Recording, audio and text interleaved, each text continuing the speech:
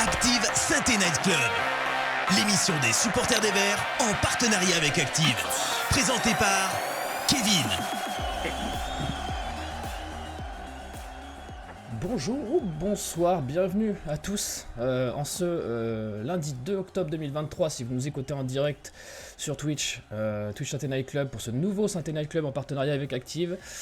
J'espère que vous allez bien, j'espère que vous avez passé un très bon week-end. Le match, enfin du moins le résultat de ce match vous a peut-être aidé à cela. Moi, je vais vous faire une petite confidence, je vais raconter un peu ma vie. J'ai été malade la semaine dernière, alors j'ai la voix un petit peu cassée.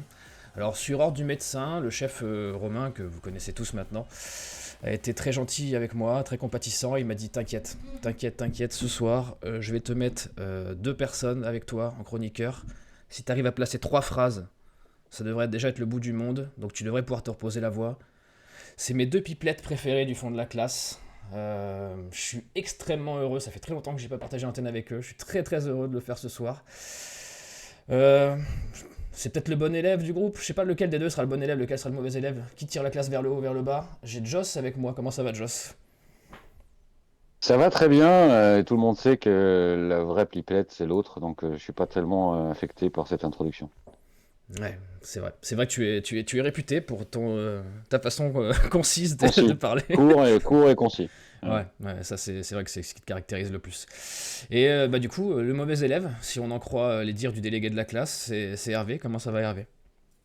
Bah écoute, ça va. Par contre, au vu de la différence d'âge, l'autre élève, il a redoublé 12 ou 13 fois, quoi, en fait. Ah, tu commences comme ça, d'accord. Ça Très bien. commence. Très bien. Non, mais c'est noté. Et voilà, puis après, voilà, vous avez avec vous, messieurs, ce soir, la pupille, l'enfant chéri du peuple stéphanois et du peuple du Saint-Étienne Night Club. C'est Hugo. Hugo, j'espère que tu vas pas prendre de la graine de ce qui se passe autour de toi ce soir. Bon, j'espère, normalement ça devrait le faire. Écoute, je crois que c'est la première émission avec nos 2 compères que je fais, donc bien content. La première émission avec les deux ensemble ou la première émission avec chacun ? Mais je suis pas sûr que. Peut-être Hervé, j'ai dû peut-être en faire une. Joss, je suis sûr que. Ouais, je crois qu'on en avait fait une, oui. Et bien, en Donc, tout cas, si c'est la première avec les deux, quelle introduction de commencer par les deux en même temps. Ah ouais, s'amuser. Ouais. Ah là, tu vas te régaler, et vous aussi dans le chat, vous allez vous régaler. Donc, je pense qu'on va embrayer, on va voir tout de suite ce qu'on avait à se dire par rapport au match de ce week-end. On y va avec le débrief. Active Saint-Étienne Night Club, le débrief.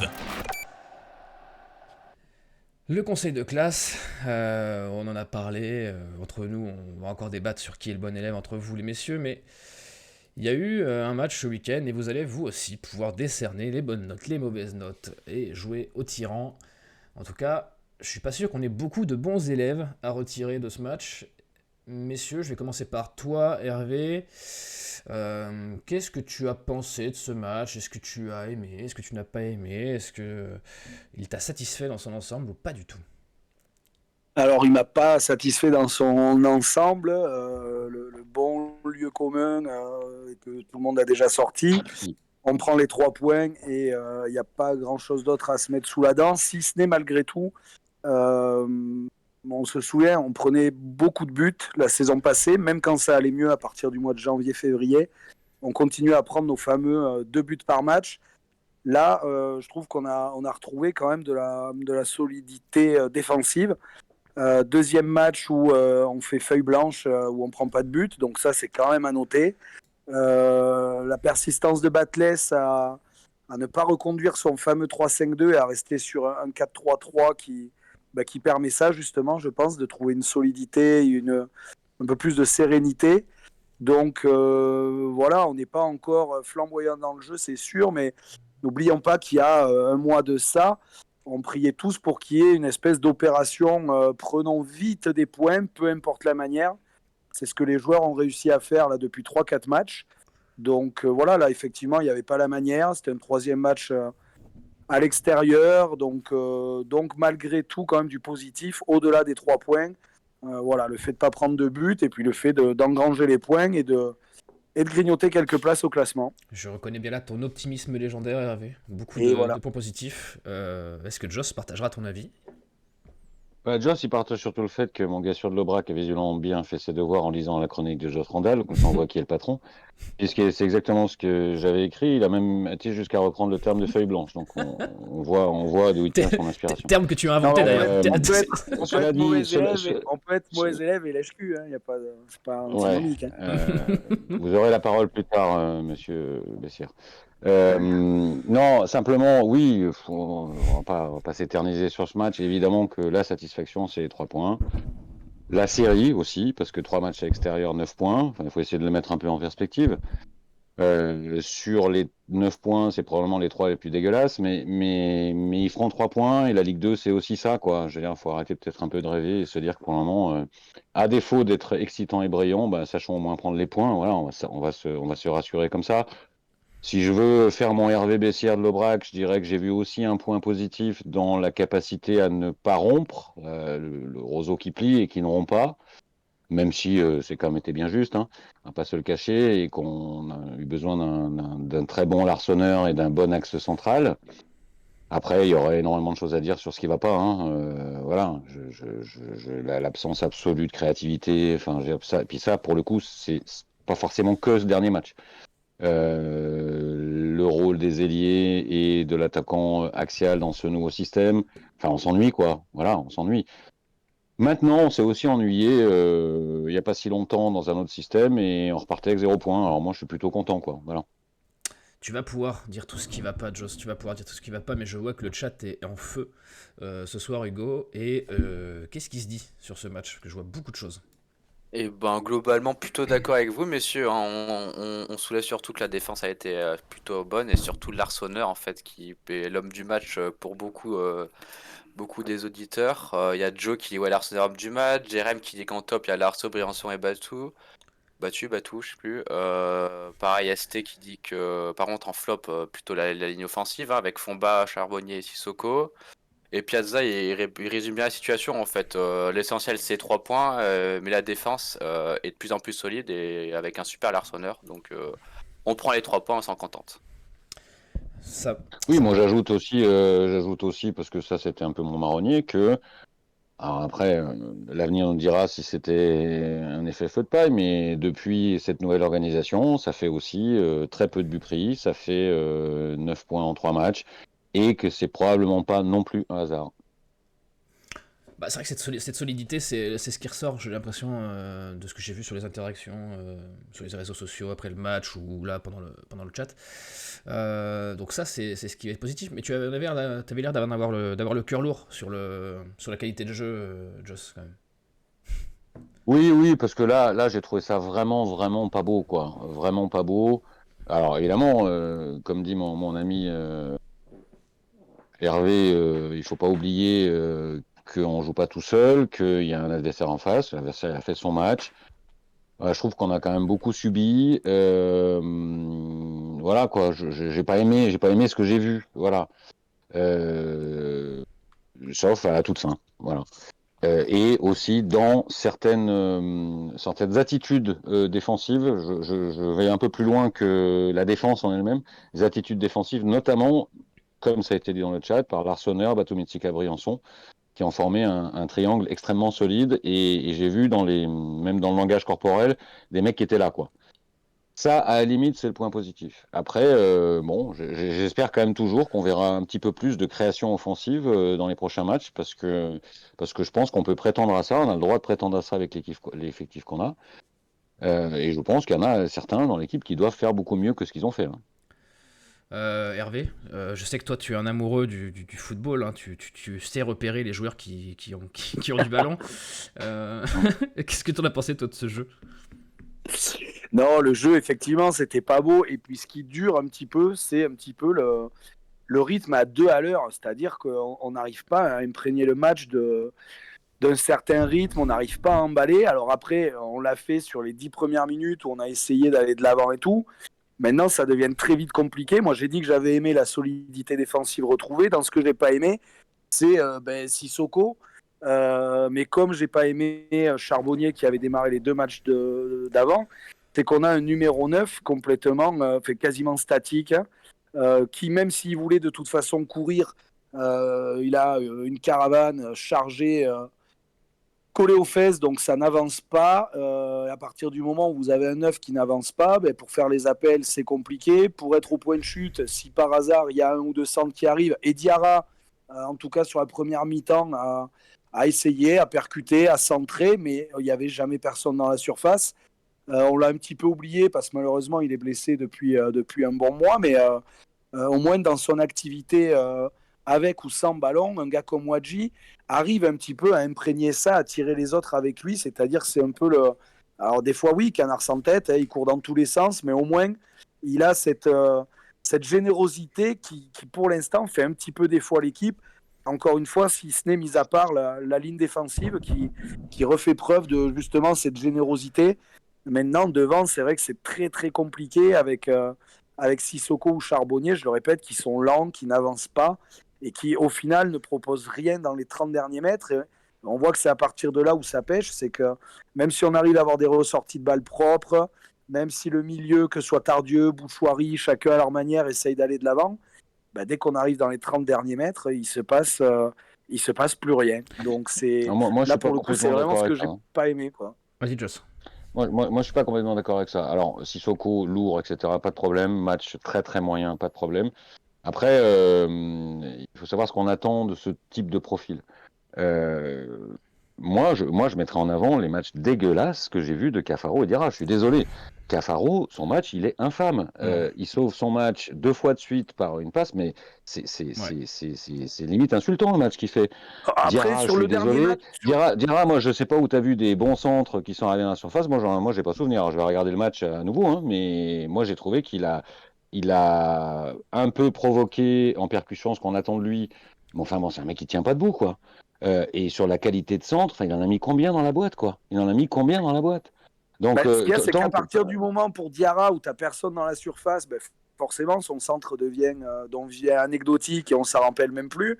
Après, pour Cafaro, sur le match d'avant, je ne parle pas du match contre 3, sur les 2 matchs d'avant, défensivement parlant, on avait vu quand même un Cafaro très très bien concerné et puis surtout très appliqué dans son rôle moi, je sais défensif. pas. Moi, Et au moins par Cafaro... rapport à ça, il avait Ouais, quand mais même Cafaro... réussi les 2 sorties d'avant beaucoup plus que ce qu'il a réussi face à 3. Ouais, mais moi, je suis pas d'accord. Cafaro, on nous a dit, ouais, il est contraint dans le poste 3-5-2, donc il fait de temps en temps un bon match, mais machin, parce qu'il est piston, c'est pas son rôle. Son rôle, c'est ailier offensif. Très bien. Aujourd'hui, il est offensif. Moi, je suis désolé, c'est presque pire qu'avant. Moi, ces mecs-là, il faut qu'ils se bougent, hein. Je reviens sur Sissoko. Moi, je veux bien qu'on lui tape dessus, il le mérite probablement.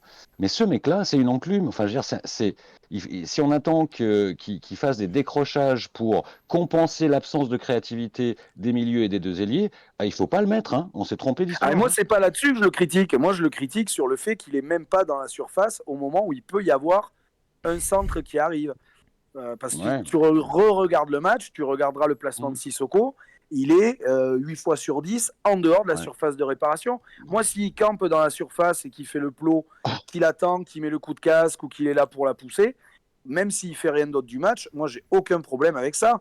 Le problème, c'est qu'il est même pas en plot ou en enclume dans la surface. Moi, c'est ça que je lui reproche. Peut-être parce qu'il voit les 2 autres en entraînement toute la semaine, il sait qu'il n'y a pas de ballon carré rond, peut-être. Il essaye de faire comme Crasso, d'aller les chercher plus bas, mais est-ce qu'il est capable de le faire? Non, mais j'entends Hervé, je suis quand même d'accord avec toi sur ce match-là. Moi non plus, il n'était pas là où je l'attendais. Mais je pense que s'il avait été là où je l'ai attendu, il aurait peigné la girafe comme il a fait, parce qu'il y a eu 0 bon ballon à exploiter. C'est la réalité. Et c'est la réalité parce que Cafaro et Diarra ont été mauvais, parce que Bouchoirie a été plutôt bon, mais manque encore de cette projection-là qu'on attend de lui un tout petit peu plus haut avec la bonne passe dans les bons espaces, que Fomba était transparent. Voilà, le problème, il vient de là, aujourd'hui. Ouais, et là les gars, vous avez lancé le chat, je vous laisse réfléchir à d'autres idées, d'autres arguments sur ce débat, messieurs. Hugo va reprendre la main parce que le chat est déchaîné sur le cas Cafaro et Sissoko. Ouais, ça va un peu dans tous les sens, honnêtement. Sur Cafaro, il y en a pas mal qui ont dit qui soulèvent que Cafaro n'était pas à 100%, et surtout qu'il joue pas à À son qui poste, en joue fait. alors? Donc, donc voilà, on sait Ah pas bah, trop. Donc, alors c'est quoi son poste? ouais, c'est ça, Est-ce qu'il le c'est la sait? question, Est-ce en que fait. quelqu'un le sait au club? Est-ce que Ah, quelqu'un... voilà. Alors moi j'en connais un En qui tout- le sait, c'est le Hools, qui est Jérémy Magique que je salue, qui est là, qui m'en a fait toute une tartine, parce que ce mec-là a commencé près de chez lui, là, à Bourges, et il a été formé en 10, visiblement. Voilà. Ah, mais oui. Maintenant, Alors, moi, peut-être que je ça l'ai joue. vu faire la majorité de sa carrière plutôt sur un côté, quoi. Voilà, plutôt sur un côté. Ouais, le problème, Ouais, ouais, c'est il me que... semble aussi qu'avant il était sur un côté, mais bon, en tout cas, ouais, c'est en fait son poste qui est remis en question. Vraiment, on a l'impression qu'il est pas à Ok. l'aise et que c'est un peu, enfin, c'est son irrégularité, quoi. Enfin, voilà.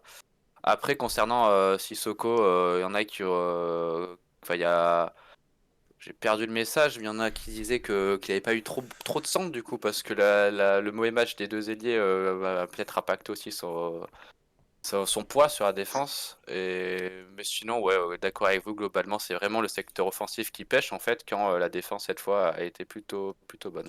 On a parlé, messieurs, de merci Hugo, de Cafaro en 10. Mais est-ce que c'est compatible avec le nouveau dispositif chéri de Laurent Batles, le 4-3-3, qui... Ouais, y a pas de 10. Bah, il n'y a pas de 10. Parce que tu peux Hum. pas... Si tu jouais avec un 4-3-3 avec un 10, ça veut dire que tu enlèves ton 6 et que tu joues avec un 4-3-3 beaucoup plus offensif. Mais si tu enlèves Tardieu, qui a l'air d'être le chaînon encore, la pierre angulaire de la stabilité défensive stéphanoise depuis qu'il est arrivé, est-ce que ça peut matcher? Qu'est-ce que vous en avez pensé, vous, messieurs, de ce 4-3-3? C'est un peu le système providentiel depuis que c'est mis en place. Joss, t'avais la main, vas-y, je te laisse. Bah, plus solide et plus équilibré. Et ça, c'est pas uniquement sur ce match. Les résultats le prouvent aussi, en nombre de buts encaissés, en solidité globale.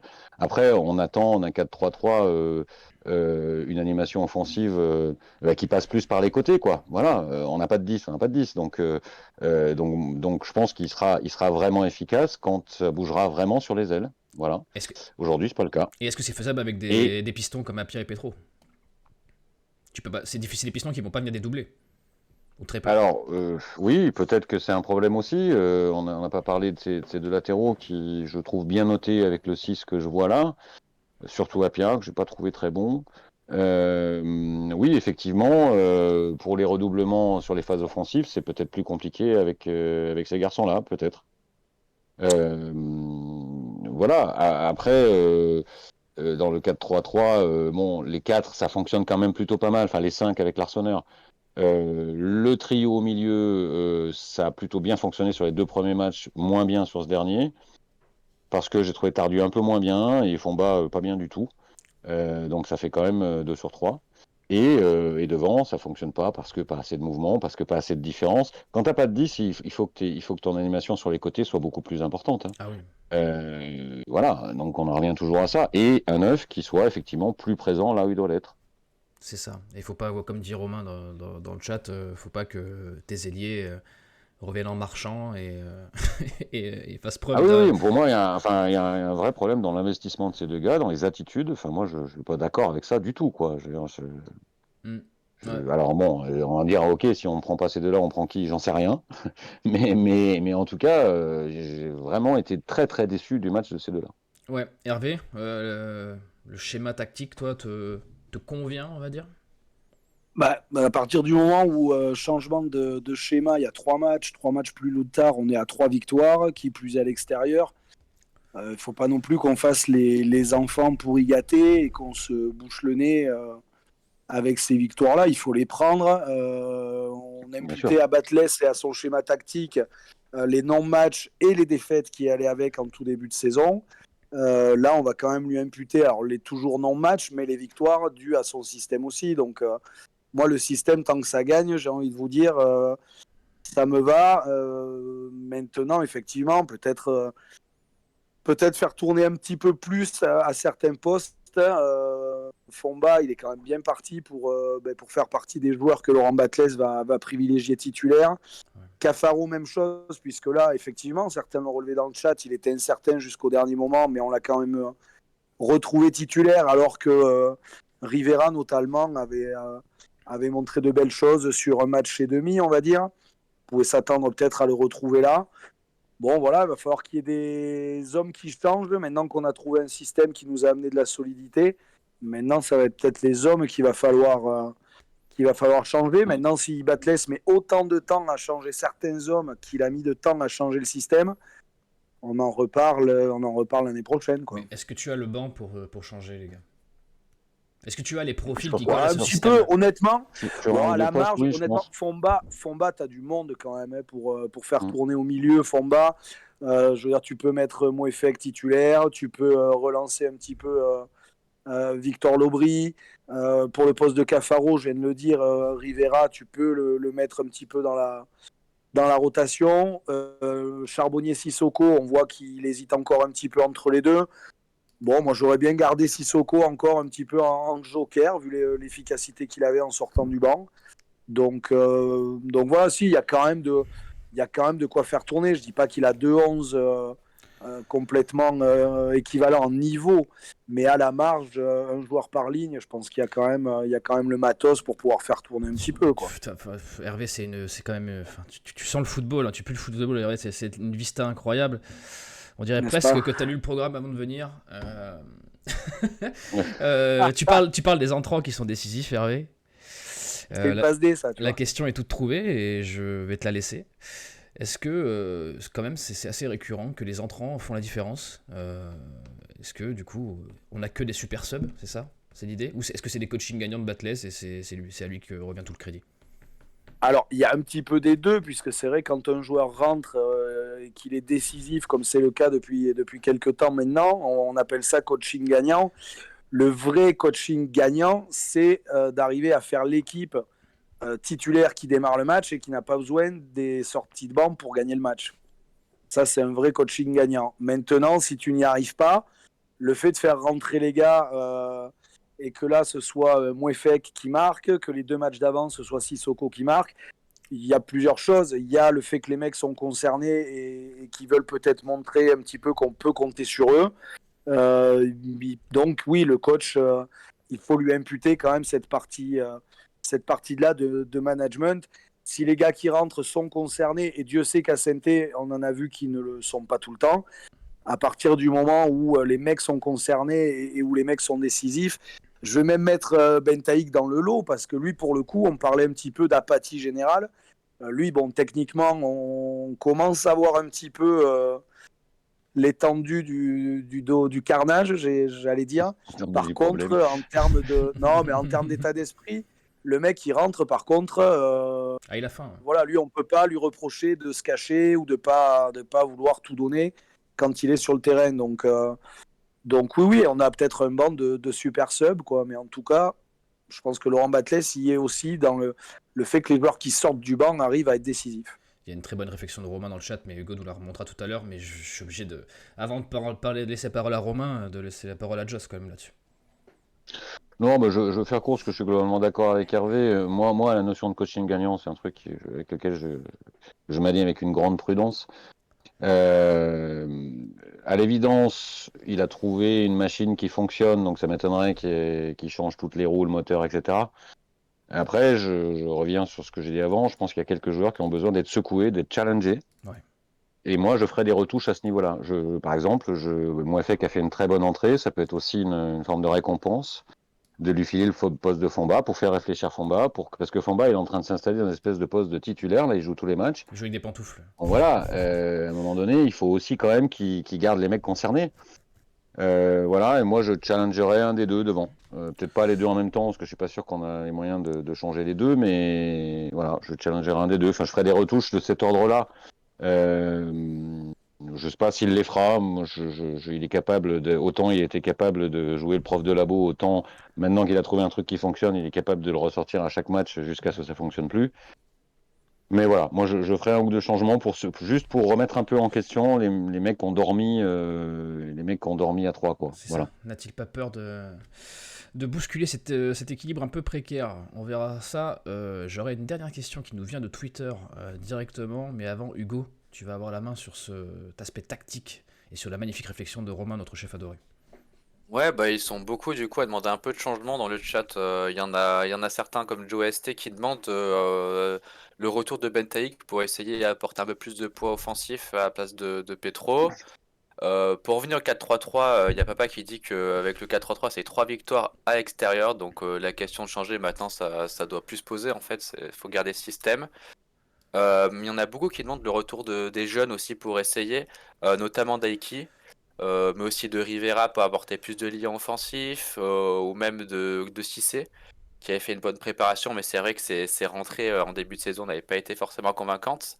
Et pour en venir à Romain et au coaching, le chef soulève que on a un banc quand même de mecs qui devraient tous être titulaires dans n'importe quel club de Ligue 2. Donc vraiment un sacré effectif, une sacrée profondeur de banc. Du coup, qui est peut-être quelque chose à mieux gérer pour Batless, et il a de quoi faire tourner en tout cas l'équipe. Et voilà, vous l'aurez entendu ici, on a un effectif très complet. Si on ne monte pas à la fin de l'année, c'est à Romain qu'il faut s'en prendre. D'autant qu'on a aussi, pardon, Vas-y, juste, Hervé. mais on a énormément de joueurs qui sont sous le coup d'une suspension Oui. avec les fameux 3 cartons en moins de 5 matchs. Là, je crois qu'on est à 6 ou 7 joueurs, hein. Donc, ça aussi, peut-être, ça peut lui permettre aussi de se dire, bon, voilà, Ça fait partie du d'approcher les management. mecs et de dire, voilà, éviter la suspension, ça peut être, Oui, puis voilà. enfin, tu vas faire une série de 3 matchs en 7 jours, quoi. Il y a C'est ça. aussi ça. Bien Enfin, sûr, ouais. ça peut être une bonne raison pour, voilà, pour faire un peu de turnover, pour garder les mecs concernés, pour reposer certains, pour aiguillonner d'autres. Voilà, il a tout ce qu'il faut pour le faire. Plein de petites énigmes de coaching et de management pour Laurent Batles. Il va se régaler. Il va se régaler cette semaine. Et nous aussi, on n'en doute pas. Messieurs, j'ai une dernière question qui nous vient de Twitter, comme je l'ai dit. C'est un follower, comme on peut le dire là-bas, qui nous l'a fait remonter. Il s'appelle Stoy sur Twitter, qui nous l'a fait remonter, puisqu'on avait utilisé dans notre annonce d'émission le mot pragmatisme. Le mot pragmatisme de l'AS Saint-Etienne. Et Stoy nous disait que pour lui, on ne pouvait pas utiliser le mot pragmatisme, puisque faire preuve de pragmatisme voudrait insinuer que cette bouillie de match était volontaire et qu'on a voulu casser en gros le rythme pour venir les assassiner au dernier moment. Et qu'il n'y a pas eu vraiment de maîtrise collective là-dessus. Qu'est-ce que t'en penses, toi, Joss, de ce terme de pragmatisme qui est C'est pas parfois utilisé? inintéressant. Je pense que la question est fondée. La question est fondée. Moi, j'ai vu du pragmatisme dans la capacité à essuyer les tempêtes et quand même d'aller mettre ce but. Ça, c'est pragmatique. Oui. Parce que quand tu as subi, comme on a subi à certains moments, et que tu arrives vers la fin, que tu es à 0-0, ça peut être une approche de se dire, bon, ben, on va garder le 0-0, on a un point, voilà. On est allé chercher ce point-là. Donc ça bon, dans l'état d'esprit, c'est plutôt pas mal. Et c'est très pragmatique, parce qu'il y avait une ouverture, on l'a saisi, quoi. Point. Ouais. Après, c'est pas un pragmatisme, à mon avis, stratégique. Hein. C'est-à-dire que, voilà, je pense qu'on a subi alors qu'on voulait pas subir. Voilà. Donc là, pour le coup, sur cet aspect-là, c'est pas du pragmatisme. Mais tu vois, t'as noté, Joss, peut-être que dans une des prochaines chroniques, le mot pragmatisme sera décortiqué par Joss. Reste à l'affût, Stoy, si tu es devant l'émission. Hervé, toi, tu es d'accord, c'est un pragmatisme tout relatif? Alors, tout relatif, malgré tout, je me rappelle, ça avait été dit ici même, il y a quelques semaines de ça, où quand nos matchs se ressemblaient, c'est-à-dire qu'on avait un petit peu la possession, on avait un petit peu plus de frappes, mais qu'on perdait les matchs ou qu'on n'arrivait pas en tout cas à les gagner, ça avait été dit que les adversaires, quand ils jouaient Saint-Étienne, pardon, ils faisaient un petit peu le dos rond, ou en tout cas ils laissaient faire parce qu'ils savaient que ça n'irait pas au fond à moins d'un penalty, et que donc c'était toujours la même rengaide, on laissait Saint-Etienne, on les laissait jouer un petit peu à la baballe. Dans les 30 derniers mètres, on voyait bien qu'il y avait très peu de danger et que les mecs en profitaient pour venir nous piquer en contre et nous la faire à l'envers. Bon, peut-être qu'on a appris un petit peu et qu'aujourd'hui, c'est nous qui sommes un petit peu plus dans cette position-là. 3 a marqué très peu de buts. 3 est l'équipe qui frappe le moins au but, qui a le moins cadré. C'est peut-être des données que Batles avait. Alors, c'est un petit peu jouer avec le feu que de dire on leur laisse volontairement la balle, je ne sais pas. Bon, je serais un peu moins tranché, un peu moins tranchant sur la question. Bon, je sais pas. Je pense qu'on a fait preuve quand même de pragmatisme pour moi, si je dois aller un peu à contre-courant. Non, mais c'est bien. C'était le premier volet de la question, de la question auditeur. Elle a eu au moins le mérite de soulever un débat. Et peut-être qu'on en reparlera dans la saison. Peut-être même dès l'émission prochaine, puisqu'on aura 2 matchs à débriefer. Et on verra si les Verts auront fait preuve d'un pragmatisme légendaire. Messieurs, ce match, je pense qu'on a un petit peu balayé tout ce qu'on avait à dire. Je pense même qu'on a produit plus de beaux jeux que l'AS Saint-Etienne sur la durée. Il y a quand même un point que je voudrais qu'on aborde avant qu'on passe au prochain match. C'est quand même le fait que Saint-Étienne maintenant accroche le bon wagon. Je vous l'affiche à l'écran, le classement. On est maintenant à 14 points, à seulement 5 points de Grenoble pour une montée directe, avec un match en retard. On n'a peut-être pas la manière, mais comptablement on y est. On est dans les clous, on va dire, surtout avec ce match en retard. Et dans une Ligue 2 où tout semble possible, il est peut-être là le motif de satisfaction, Hervé. Il est là, puisqu'on le dit souvent, des équipes des fois qui trustent, alors on n'en est pas encore à truster le haut, mais en tout cas on est effectivement dans le bon wagon, en ayant une qualité de jeu, on ne va pas y revenir, assez proche du néant. Malgré tout on prend des points, malgré tout on est dans le bon wagon.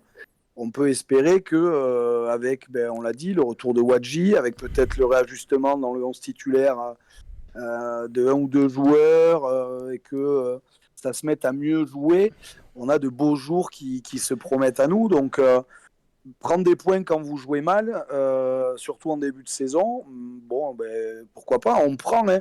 Surtout que dans le très haut du classement, Laval, je pense, va pas avoir vocation à pouvoir rester perché tout là-haut pendant toute la saison. Pau qui nous talonne également, je ne les vois pas continuer sur ce rythme-là non plus. Donc oui, on est dans le bon wagon en jouant salement. Je prends, l'année dernière, on jouait à des moments plutôt pas mal et on était très très loin du bon wagon. Donc à choisir, moi je préfère ce qui se passe cette saison. Hein. Joss, si je m'abuse, c'est Micheline de la Conta. Oui, Micheline, elle est contente. Micheline. Comment elle va? Elle va bien elle va très bien, mais après, il faudrait qu'on ait ce débat après qu'on ait joué le même nombre de matchs que les autres, parce que ça serait peut-être encore différent. Oui, c'est sûr qu'il vaut mieux être là que là où on était la même période l'année dernière.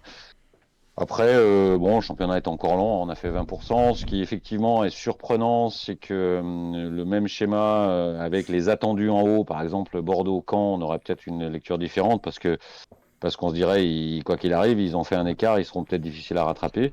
Là, on a des équipes dont certaines, on a l'impression qu'on a la capacité de leur passer devant. Donc du coup, on se dit, si on passe devant Guingamp, si on passe devant Laval, si on passe devant Grenoble, on finira par être en haut, quoi.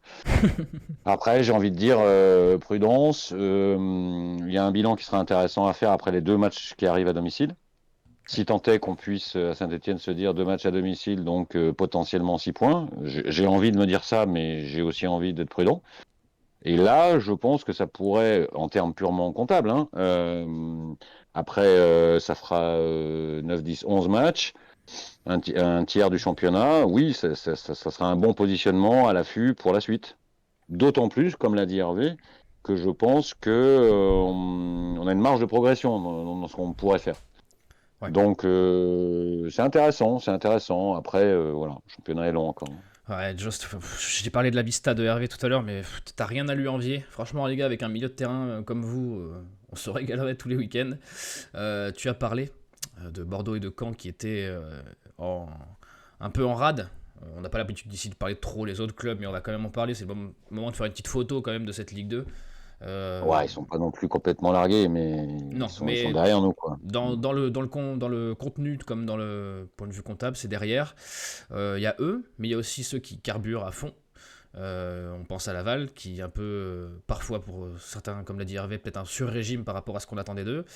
Grenoble, Angers, Auxerre, Rodez aussi, qui est pas mal par rapport à ce qu'on attendait d'eux. Pau. T'en penses quoi, toi, Joss, de cette Ligue 2? Mais c'est un peu comme la Ligue 1 au final, pour ceux qui suivent encore la Ligue 1, c'est un peu monté à l'envers. Je la trouve encore plus homogène que l'année dernière. Ouais, J'ai vraiment l'impression que les équipes se tiennent. moi, je vois pas non plus. Enfin, je suis désolé de nous faire un peu mal, mais je vois pas, dans ce que j'ai vu samedi, par exemple, je vois pas un écart abyssal entre Troyes et Saint-Étienne, par exemple. Pourtant, Troyes, ils sont tout en bas. Ouais. Mais des matchs que j'ai pu voir, voilà, il y a beaucoup de combats cette année. Je trouve que c'est assez, voilà, et beaucoup d'investissements. Après, d'un point de vue footballistique, je trouve, moins intéressant que l'année dernière, plus faible, mon avis comme ça. Et surtout, c'est très très serré, quoi. Donc je pense que tout ça, tous ces équilibres, ils peuvent bouger encore beaucoup dans les matchs qui vont venir, hein. C'est pour ça que moi je regarde notre classement aujourd'hui avec satisfaction, mais avec prudence.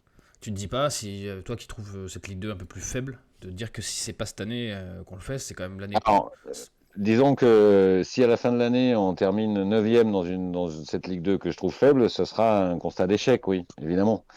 Évidemment, mais bon, il reste encore beaucoup de matchs pour changer cette histoire-là, pour raconter une autre histoire que celle-ci. J'espère qu'on y arrivera parce qu'effectivement, ça serait encore plus inquiétant, quoi. Voilà. Just, ça fait très longtemps qu'on fait cette émission. Je sens un peu d'espoir dans ta voix. Ça me fait plaisir. Ouais, mais je le cache parce que les espoirs déçus font tellement mal. Je pense que Alors, je vais le formuler comme ça. Je Vas-y. pense qu'il y a les moyens d'être dans les bonnes places cette année, mais je pense qu'il y a beaucoup d'équipes qui ont les moyens d'être dans les bonnes places. Voilà. Alors, Et qu'on sort pas tant du lot que ça. si Joss est optimiste et a de l'espoir, je sais même pas ce que je dois attendre d'Hervé. Je vais lui donner la parole, mais il va littéralement sauter au plafond. Hervé, c'est cette Ligue 2, avec ses équipes un peu en sur-régime, les gros qui sont un petit peu à la peine. Qu'est-ce qu'on en attend? C'est maintenant, Hervé. On y va. Ben, disons, c'est un petit peu comme tu l'as très bien dit, c'est un petit peu le même classement, la même lecture de classement que la Ligue 1, c'est-à-dire avec des équipes tout en haut, à une ou deux près qu'on n'attendait pas vraiment, et des équipes tout en bas qu'on n'attendait pas non plus. Petite parenthèse, ça serait quand même assez sympa de faire un barrage Je te voyais contre venir. contre nos Alors amis là, lyonnais moi, d'ici quelques mois. Moi, j'en ouais, veux pas. mais moi, Moi, je j'en veux souhaite pas pas. ça, Moi, j'en Hervé, veux hein. pas. J'en Parce veux que pas du tout. si jamais tu te fais marcher dessus, on en prend pour 10 ans ferme. Ah ouais, là, c'est Et fini. si c'est nous qui leur marchons dessus, eh ben, ils en Ouais, mais prennent c'est peu trop pour qu'ils binaire, nous ça. enferment. Après, C'est trop binaire. Trop historique, Ah, mais binaire comme c'est historiquement, comme... Mais bon, Moi, je m'en remettrais pas, personnellement. c'est vrai qu'Hervé, parenthèse refermée. historiquement, les barragistes, à part nous, quand on est descendu, ça, c'est pas trop en faveur de la Ligue 2. Bah justement, on va refaire l'équilibre. Mais parenthèse refermée, on a une équipe comme Laval qui a eu tellement chaud au Mich l'an passé Ouais. qu'à mon avis, les mecs sont reboostés pour cette année. Ils veulent plus avoir la peur qu'ils ont eu l'an passé. Mais je reste convaincu que ils vont rentrer dans le rang. Bah, Grenoble peut rester dans ses... ce qu'on peut Vas-y, juste Jess. dire de Laval, c'est qu'ils ont par rapport à leurs moyens et à leurs possibilités, ils ont un parcours au-dessus de la Mayenne. Ah oui, complètement, oui. Complètement. Et après, je pense que c'est du... Je pense qu'ils sont en sur-régime Ouais. et ils ont pas volé la place qu'ils ont. Hein. Ça, il n'y a pas de souci là-dessus. Ils ont perdu qu'un match. Mais je suis d'accord avec toi. Donc il y a pas de... Une fois le maintien acquis, comptablement, ça va peut-être rentrer un peu dans l'ordre, Ouais, je je pense. pense que ça va peut-être un petit peu mentalement, ça va peut-être être un petit peu plus compliqué à gérer pour eux, un petit peu à la manière de ce que faisait Angers à un moment en Ligue 1, qui démarrait souvent très très fort, et une fois que le maintien était quasi acté, on les voyait tout doucement redescendre dans le ventre mou. Je leur souhaite pas, mais je pense que c'est un petit peu ce qui va se passer. Grenoble à voir parce qu'il y a une bonne dynamique aussi qui est là, donc ça a l'air de bien travailler. Auxerre, s'ils peuvent faire le coup de l'ascenseur, je les vois rester en haut, mais par contre, après avoir, est-ce que ceux du bas vont rester en bas, Bordeaux notamment? Ils ont eu déjà des victoires, Bordeaux, ils ont eu des victoires qui pouvaient être ce fameux déclic pour vraiment lancer leur saison après le 3-0 inaugural contre Pau. Bon, au final, ce déclic, ils l'ont pas encore eu. Nous, ça nous permet d'être un petit peu plus haut qu'eux. Rodez, j'en ai pas parlé tout à l'heure, mais Rodez, je les vois pas rester non plus accrochés à cette 6e place. Donc, après, c'est vrai que sur le niveau de la Ligue 2, bon, je regarde pas tous les matchs, mais effectivement, on sent en tout cas une Ligue 2 beaucoup plus serrée. Autant on n'a pas vu un écart abyssal entre Saint-Étienne et Troyes ce week-end, autant quand on va taper Caen il y a 2 semaines, alors que Caen était tout en haut et nous encore plus, encore un petit peu vers le bas, j'avais pas vu un écart non plus énorme entre les deux. Donc, ouais, c'est serré. réussir des séries. C'est ce qu'on dit quand le niveau est serré, c'est réussir des séries. Nous, si on peut les tirer, bien sûr qu'on va la prendre, mais en tout cas, cette série de 3 matchs à l'extérieur, on l'a réussi. Ouais. Il va falloir en réussir d'autres, quoi. Et ben ouais. On va aller faire un tour au chat avant d'aller au prochain match. Je sais pas quoi dire, Hugo. Le chat souligne les blagues de Joss que j'ai volontairement passé sous silence tant le niveau était. Non, vous l'aviez pas. difficilement- Vous êtes des trompettes, vous l'aviez pas. Vous l'aviez pas. Vous Mais l'avez pas eu Hervé sur l'a le peut-être moment. pas entendu. C'est parce des qu'il- trompettes. Hervé Non, est j'ai une pas trompette entendu. aussi. Il l'a pas entendu. il l'a Non, pas Hervé est entendu. une trompette. Hervé est J'ai une pas trompette de entendu, l'Aubrac. c'est quoi? Tu veux la refaire, Alors, Joss? je me suis permis de te couper quand tu parlais de Laval, juste pour dire qu'ils avaient une trajectoire au-dessus de la Mayenne.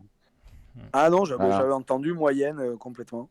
Non, mais voilà. Voilà. Mais après, c'était une fleur quand même de pas la souligner à l'antenne. Mais bon. C'est une trompette sourde en plus. Voilà. Ouais, ouais. Le problème des blagues, c'est qu'il faut jamais les répéter Bon, ou après- les expliquer, quoi. Ouais, c'est ce que j'allais dire. C'est bon signe, C'est ça, en général. c'est le problème. Bon, on va te Bah, laisser. sauf quand t'as des mecs sourdingues avec toi, quoi. Non mais c'est bien, Ouais, c'est bien de la répéter, Joss, parce que les gens qui nous écoutent en podcast, qui sont pas en live, n'ont pas le chat, et du coup n'avaient pas, peut-être pas eu de la blague non plus. En tout cas, et voilà, ils vont pouvoir porter un jugement sur ta personne et sur ta capacité à faire rire dès ce soir. Hugo, le chat, pas sur la blague de Joss du coup, mais sur la Ligue 2. Ouais, bah pour revenir au bon wagon accroché, comme tu as dit, par Saint-Étienne, il y a Joe qui dit qu'il faudrait essayer de faire un bon score contre Dunkerque pour vraiment prouver sans prendre de buts. Mais les vrais tests seront contre Laval et Angers, notamment de bonnes équipes qui marchent bien en ce début de saison. Il y a Piazza qui dit un truc intéressant aussi, que les victoires à l'extérieur c'est bien, mais il faudra gagner à la maison, prendre des points, ce qui est important quand même à Geoffroy Guichard. Il y a ST qui dit qu'une place de barragiste, par contre, ça semble assez inespéré avec le jeu à produit en ce début de championnat. À voir pour la suite. Pour venir au championnat dans sa globalité, c'est vrai que le chat dit qu'il n'y a pas vraiment d'équipe qui surdomine en fait, et que chaque équipe, pardon, je vais y arriver, a des faiblesses. Il y a El Cato qui dit que Grenoble, par exemple, c'est pas ouf devant, alors que derrière c'est vraiment costaud.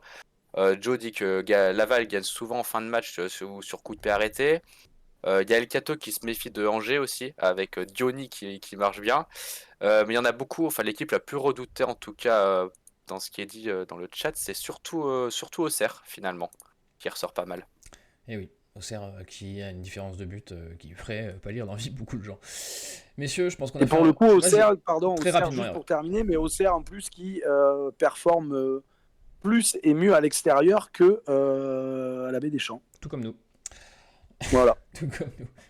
Les grands esprits se rencontrent. Messieurs, je pense qu'on a fait le tour de ce match et de la photo de la Ligue 2. Il nous reste à parler du prochain match, des prochains matchs, si je puis dire, puisqu'il y en a 2 qui nous attendent cette semaine. Qu'est-ce qu'on est gâté.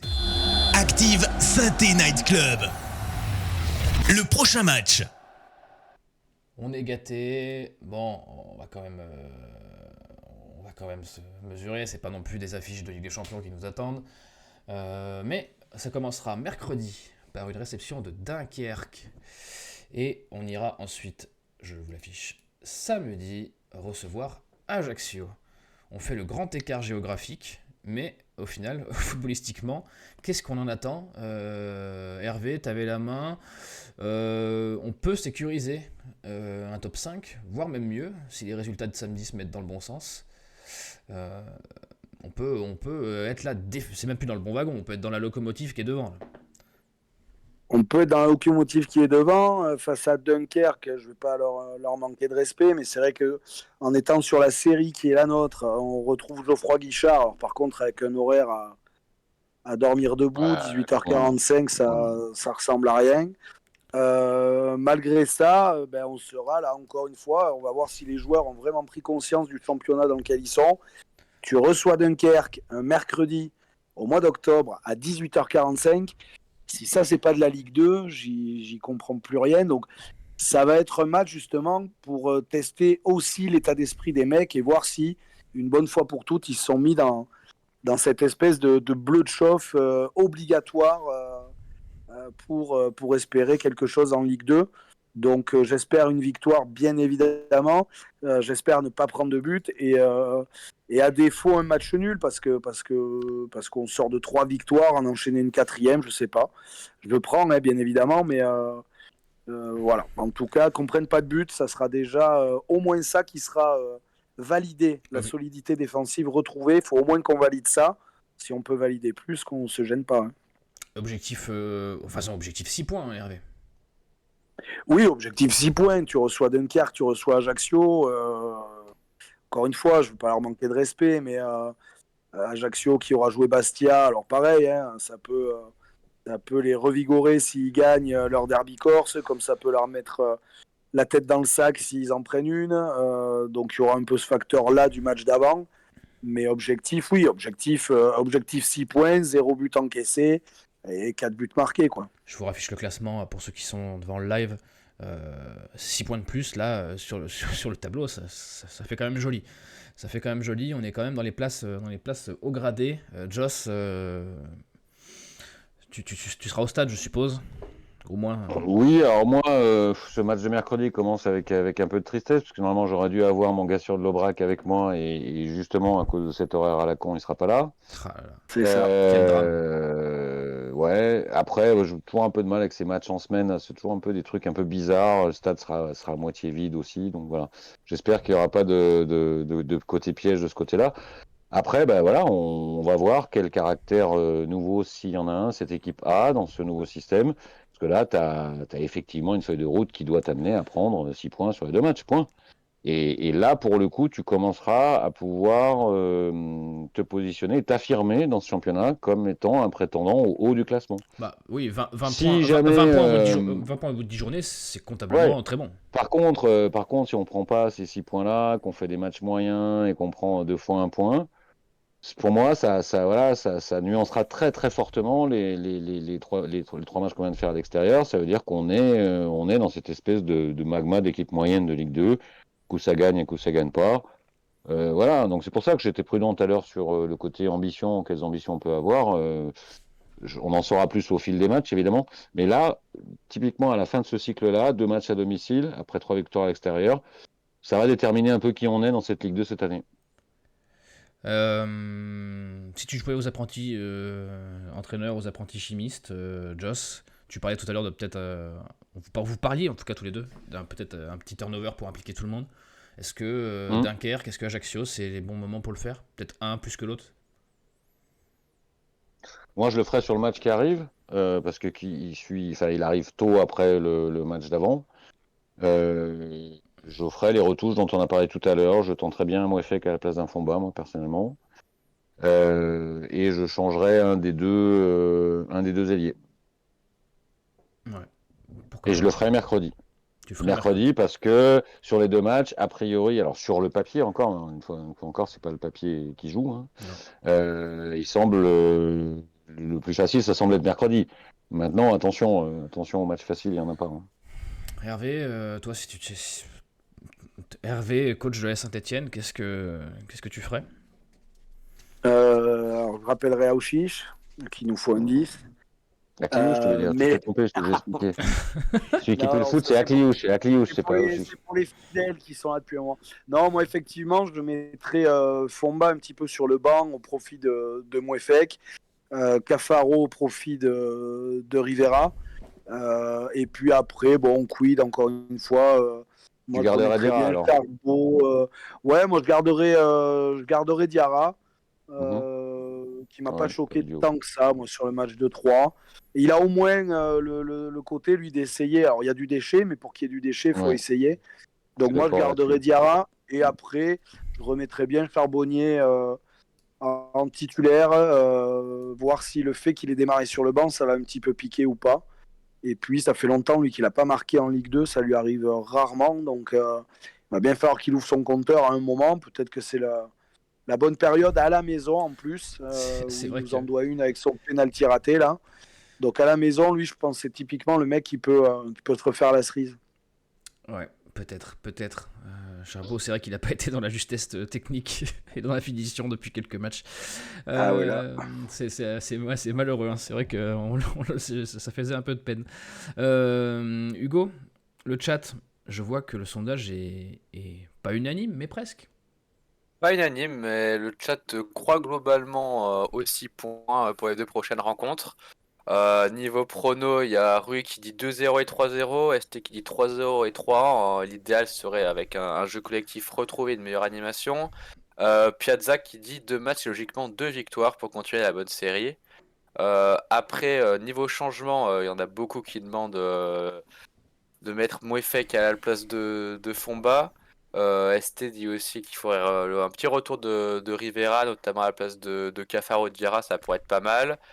Ouais, Nico qui dit dehors Fomba, Joe qui dit Mouefek titulaire, Lucas pareil, Fomba out, Mouefek in, et un des ailiers remplacé par Rivera. Donc globalement, la même chose en fait, surtout Mouefek à la place de Fomba et changer un des deux ailiers pour mettre Rivera à la place. Mouefek Rivera, les enfants du club, on la cote dans le chat. Ça c'est bien. On verra ce que Batles en fait. En tout cas pour ces matchs-là. Vous verrez tout ça. Il n'y aura pas d'émission en fin de semaine pour débriefer le match contre Dunkerque. On fera une émission globale lundi prochain avec notre cher compère Keun, qui sera, je n'en doute pas, bien entouré encore cette fois-là. Messieurs, on a un peu fini, on a fait le tour. Mais vous savez, maintenant, si vous êtes là depuis le début de la saison, vous savez ce qui va arriver. C'est un peu notre question pour un champion à nous, c'est le moment où on tremble, c'est le moment où on se dit putain, je suis le fin connaisseur de l'A Saint-Etienne. Vous pouvez jouer dans le chat, mais surtout vous, messieurs, autour de la table, vous allez jouer, puisqu'on va jouer au quiz. On n'a pas de jingle, ça c'est ma requête, c'est ma lettre à France pour notre chef, si jamais il pouvait, nous négocier un jingle pour le quiz, parce que là ça devient quand même le rendez-vous hebdomadaire. Messieurs, je le répète, pour ceux qui n'ont jamais été là, cette année, tous les revenus publicitaires et autres abonnements ou soutiens, comme a pu faire Jerry Magic dans le chat, n'hésitez pas d'ailleurs à vous abonner. Ah oui, il sur détourne Twitch. l'argent des socios, lui. Alors, l'encourage pas, quoi. Alors, voilà, peut-être on fera un hors-série là-dessus, sur la gestion de trésorerie des socios. Mais en tout cas, tant que ça aide à la finalité qu'on y a imposée nous dans ce quiz, parce que le gagnant à la fin de la saison qui aura récolté le plus de points, de ratio de points par émission, et pas le nombre de points totaux, ça sera cette personne-là qui reversera le chèque de l'année à l'association de son choix. Et messieurs, vous allez pouvoir nous expliquer pour quelle association vous jouez. Joss, je te laisse la main. Pour qui tu joues? Moi, je joue pour France Alzheimer. Et Hervé, pour qui joues-tu?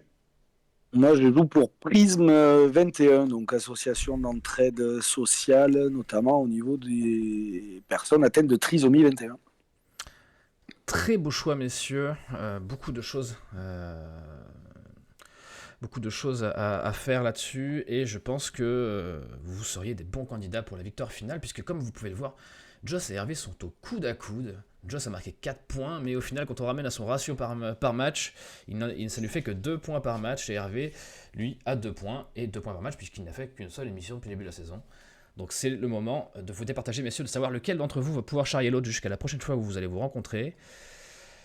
J'ai pas besoin de vous expliquer les règles, vous les connaissez, messieurs. Dès que vous avez la réponse, vous dites votre prénom, je vous donne la parole, et vous me dites ce que vous pensez être la bonne réponse. On va commencer par deux qui est-ce. Je vais vous énoncer une biographie de joueur et vous allez me dire à qui vous pensez, messieurs. On commence tout de suite. J'ai peut-être tué la dent dure aujourd'hui, ils sont peut-être pas si faciles que ça. Préparez-vous, c'est parti pour le premier. Je suis un milieu de terrain défensif français, né et formé à Saint-Etienne. 1m80 pour 79 kg. J'ai disputé 98 matchs sous les couleurs de la SS pour 3 buts. Présent dans l'effectif professionnel de 96 à 2001. Avant de partir à Sochaux jusqu'en 2006. J'étais surnommé le... Hervé. Oui. Julien Chablé. Ah, Hervé avant. Boudaren. Je t'ai surnommé Non. le rouleau compresseur par Robert Nouzaret. Après la fin de ma carrière en 2014, je suis devenu recruteur pour The Voice du côté de Saint-Etienne. Je suis Fabien Boudaren. Bravo Hervé, bravo Hervé. Premier point pour Hervé. Il y a Joe42 qui l'avait dans le chat, bravo à lui. Bon, ça c'était le facile. Le deuxième, franchement, si vous l'avez, bravo. Je suis un milieu de terrain français, encore. Né à Morlaix, on embrasse le Finistère. 1m72 pour 62 kg. J'ai disputé 82 matchs avec Saint-Etienne entre 89 et 91. Une très belle année, si je puis dire. Il partira ensuite pour Strasbourg, club qui l'entraînera ensuite tout comme Lorient, Grenoble, Guingamp et Metz. Je suis depuis 2013 agent de joueur. En avril 2014... Laurent. Oui. Joss. Pouliquin. Oh là là, Yvan Pouliquin, en 2014, France Football le classe à la 46e place des meilleurs joueurs bretons, et en 2022, SoFoot le classe dans le top 1000 des meilleurs joueurs du championnat de France à la 477e place. Je suis Yvan Pouliquin. Bravo, est-ce qu'il y avait dans le chat qui l'avait? Je suis pas sûr, Joss, bravo, tu étais très informé sur l'AS Saint-Etienne des années du début 90. Et ça, c'est bien. Un partout, oh, les gars, là, vous me régalez d'un point de vue en jeu. Là. C'est beau. Messieurs, maintenant, ça va être un au plus proche. Comme ça, pas besoin de connaissances. C'est bien souvent du hasard. Juste de la choune. De la choune. Mais pas tant que ça, parce que on a parlé tout à l'heure d'une solidité défensive retrouvée. Mais quand on parle de solidité défensive dans les dernières années, c'est quand même un duo qui nous revient souvent, c'est Loïc Perrin et Mustapha Bayalsal. Ça, là-dessus, on est tous à peu près d'accord. C'était un duo un peu incontournable. Mais le saviez-vous ? Ces deux joueurs sont les deux joueurs qui ont reçu le plus de cartons à la Saint-Etienne, un match officiel. Mais saurez-vous me dire à combien de cartons ont-ils reçu au cumulé ? À eux deux. Et je vais donner... Dans leur carrière ? À Saint-Étienne. À Saint-Étienne, combien de cartons à eux deux, Sall plus Perrin, à Saint-Étienne. Celui-là qui se sent, sinon je vais donner la main moi-même. Joss, je te laisse commencer. Putain. Perrin, je pense qu'il n'en a pas pris. Il a pris qu'un rouge. Il n'a pas dû prendre beaucoup de jaunes. Je dirais sur la carrière 40, 50, quelque chose comme ça. Sall, par contre, lui, il a dû en prendre un paquet. Donc je dirais 70. Je dis 120. 120 à eux deux. Ouais. Hervé. C'est à Saint-Étienne ou en carrière à Saint-Étienne. À Saint-Étienne. Ouais, peut-être un peu exagéré sur Sall 70. Tu peux revoir ton jugement tant qu'Hervé n'a pas parlé.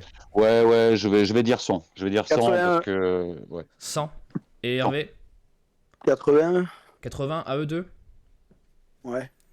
Messieurs, Loïc Perrin a reçu 2 cartons rouges et 52 cartons jaunes, ce qui en fait 54. Mustapha Bayalsal. Ah, mais c'est les cartons jaunes et rouges. Ah bah bien sûr.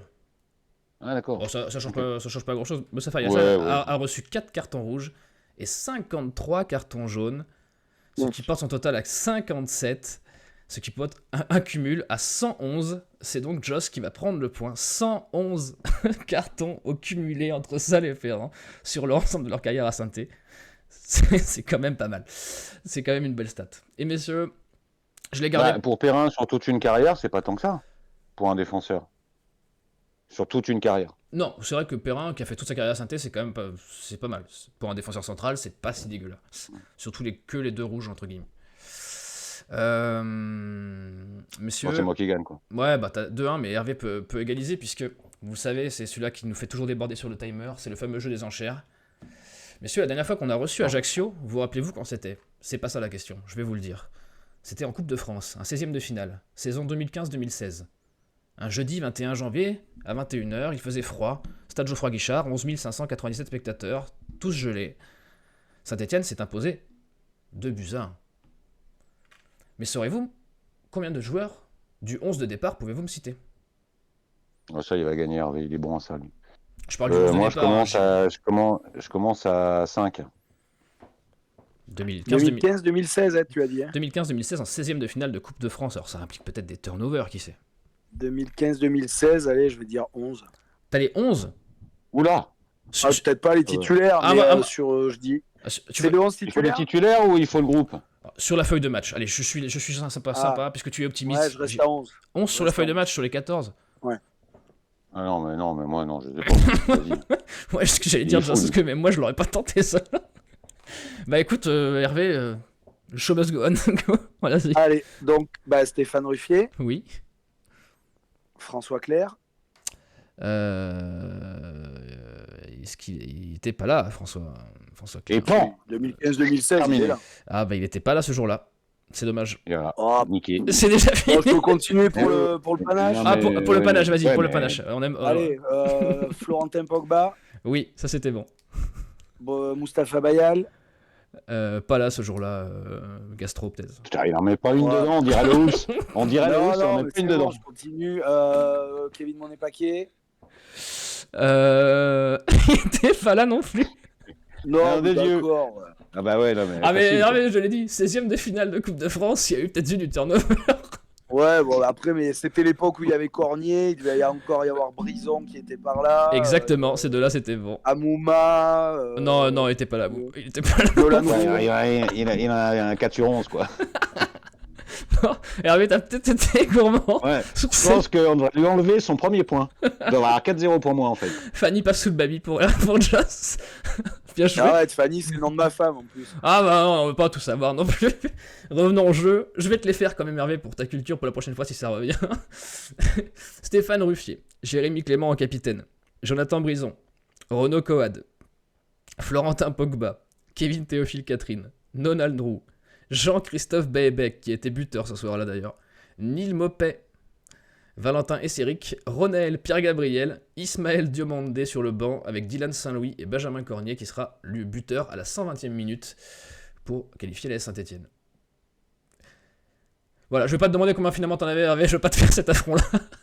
Je vais pas te demander le 11 d'Ajaccio non plus. Bon, je me suis enflammé, je suis parti sur les joueurs de cette saison-là. C'est vrai que Joss avait 17, il y avait peut-être des étapes avant le 11 quoi. Il y avait peut-être Non, j'avais dit 5, moi, j'avais dit 5. Ouais, il y avait encore plus d'étapes avant le 11. Ah oui, il a complètement pris feu, là. Il y avait peut-être le 6, le 7. Le principe d'une enchère, normalement, c'est qu'après, si t'en as 11, tu dis 6, quoi, tu vois. Ah, Hervé, il va... Avec cette confiance. Ouais, c'est ça, Hervé va une fois aux enchères, il arrive à 10h, il repart à 10h05. Il a tout claqué sur le premier lot. C'est ça. Bon, c'est une victoire Bon, après, 3. C'est une victoire 3-1 pour Joss. Joss, bravo. Tu vas pouvoir chambrer Hervé pendant quelques temps. Ah bah là, il va prendre cher. Oui. Alors par contre, je me fais le relais du chat. Merci Nico Saint-Paul. Je suis sûr que même les 5 qu'il annonçait, il les avait pas, tu vois, le cowboy. C'est pas impossible. Mais il était chargé à blanc. Mais on ne saura jamais. Et les gars, mais bien évidemment que je les avais pas. Mais c'est le principe d'une enchère. C'est de pousser. Non, moi, je voulais le pousser vers un 6-7. Je dis, ce sera compliqué. Il mais moi, je veux du panache, tu vois. Bah, le football spectacle. Toi, tu l'as joué 0-1, là, tu vois. Non, mais c'est le football champagne. Merci, les gars, pour ce football champagne. On s'est régalé. Je pense que le chat a passé un bon moment sur ce quiz de fin. En tout cas, on a débordé un petit peu, mais ça valait le coup. Je vous embrasse, messieurs, c'était un vrai plaisir d'être avec vous ce soir, vraiment. Partagez. Merci au chat d'avoir été quand même nombreux après ce match compliqué. On se retrouve lundi avec Keun et toute l'équipe.